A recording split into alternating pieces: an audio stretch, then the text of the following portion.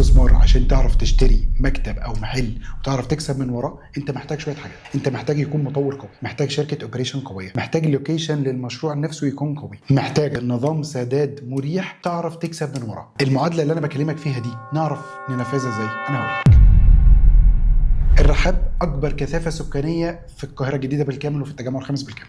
احنا هنجيب جنب الرحاب وجنبك النائب العام وجنبيك مستشفى اهل مصر وفي وشك ديار بارك وفي وشك ماونت فيو 1 وفي ظهرك فيلا الاوروفيل. كل اللي انا بكلمك فيه دول ده فيه ساكن وعايش وفيها حياه، وانت اوريدي على محور السادات. احنا هنا النهارده مع شركه اتش دي بي عاملين مشروع اسمه ذا جراي. المشروع مبني وطالع وتقدر تخش تشوف المكتب بتاعك، العياده بتاعتك، محلك اللي انت عايزه. عندهم الاستلام بعد سنه ونص، ده اللي في العقد، لكن ممكن يسلمك قبل كده كمان وتقسط على 4 سنين و5 سنين. اللي هندفعه بس هو 15% والباقي تقسيط. وهنقول انك هتستلم بعد سنه ونص مكتبك، فده اكيد هيعرف يدخل لك فلوس وانت لسه بتدفع اقساط. ده سعر من اول ال 9 مليون بندفع 15%، اللي هو احنا بنتكلم في حوالي 1.5 مليون، وهتكمل الباقي على 4 سنين او 5 سنين لو خلينا 20% بس مقدم. فدي هتبقى فرصه حلوه قوي ان انت يبقى عندك وحده تجاريه بتدفع لسه في اقساطها وهتستلمها كمان سنه ونص وتبدا تدخل لك فلوس، والاقساط لسه مكمله معانا من بعد الاستلام.